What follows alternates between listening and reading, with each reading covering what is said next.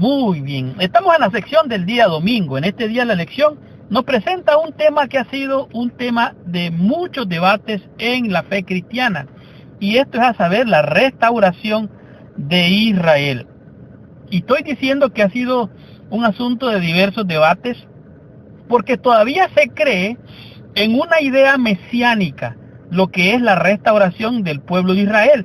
Y se habla de que del año tal y tal, Israel fue restituido como nación y que por esa razón el pueblo de Israel, que un día muy pronto se va a establecer el Mesías y todo esto. Es un sinnúmero de corrientes y de ideas que muchas veces tergiversan lo que es el verdadero propósito de lo que es el Evangelio. Sin embargo, nos damos cuenta que hay dos clases de profecías mesiánicas en el Antiguo Testamento.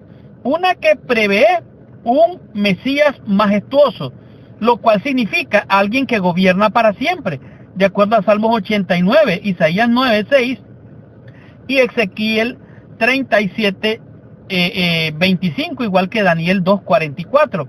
Ahora, podemos darnos cuenta que se predice que el Mesías también tendría que morir. En otras palabras, el Mesías, ese mismo Mesías que podía ser majestuoso también, tendría que morir por los pecados del pueblo. Entonces, estas profecías algunas veces parecieran contradecirse, pero no se contradicen, sino que ellas entre sí solo apuntan dos fases consecutivas del ministerio del Mesías.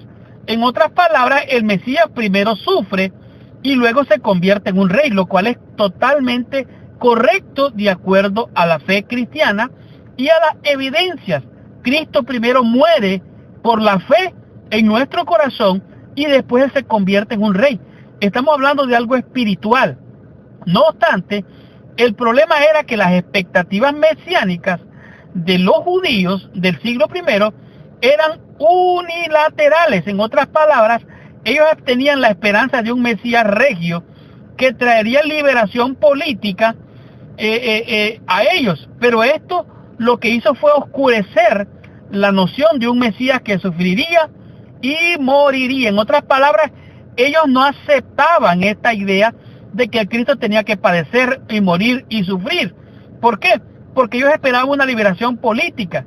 Y esta idea de un Mesías regio, un Mesías majestuoso, oscureció la idea profética bíblicamente de que Cristo tenía que padecer y morir, como dice Isaías capítulo 53.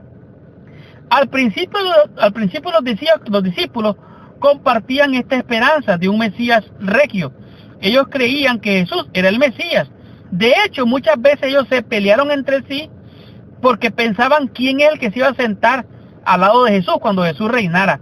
Óigame usted, se estaban repartiendo los, podemos decir, los puestos políticos según ellos. Ahora, pero a pesar de esto, Jesús les advirtió sobre estas cosas. De hecho, los censuró y les dijo, los reyes de este mundo hacen esto y esto, pero entre vosotros no será así. Entonces ellos simplemente no podían entender lo que Él les quería decir.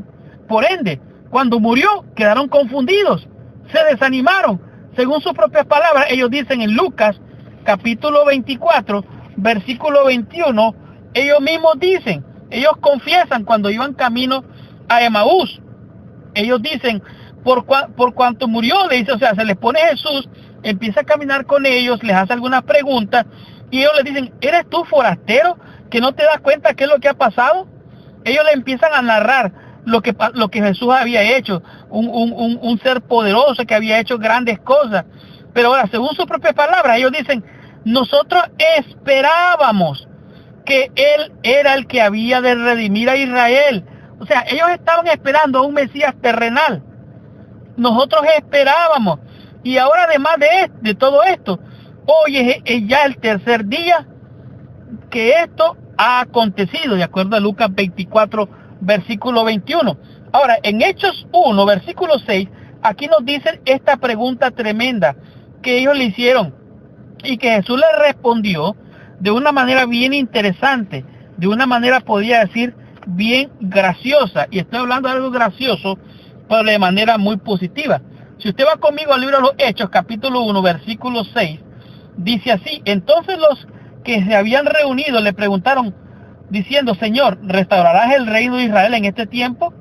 Y él les dijo: no os toca a vosotros saber los tiempos o las sazones que el Padre puso en su sola potestad. En otras palabras, no se inventen, no se preocupen, no se afanen qué día, qué hora el Señor vendrá.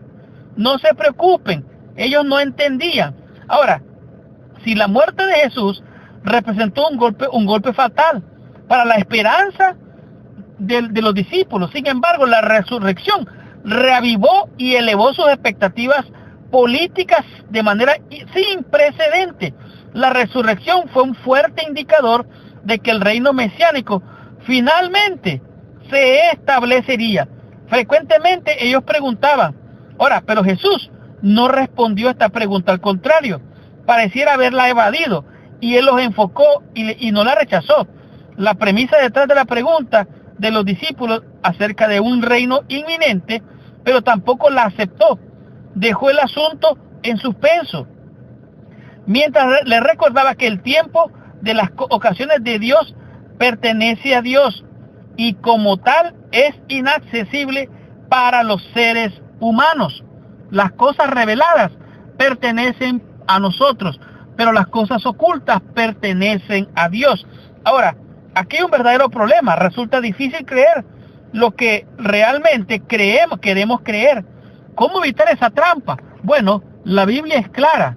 El día y la hora nadie lo sabe. Ahora, recuerde que en el libro de Daniel se estableció que en los días de estos reyes, el Dios del cielo levantaría un reino que no sería desechado jamás, sino que sería para siempre. En otras palabras, el reino de Israel ya había sido restaurado, pero ellos no entendían, pero era un reino espiritual. Por lo tanto, estudiemos la lección en el día lunes y comprendamos qué nos enseña esta lección con el tema que es la misión de los discípulos. Estudiemos la lección, recibamos nuestra bendición.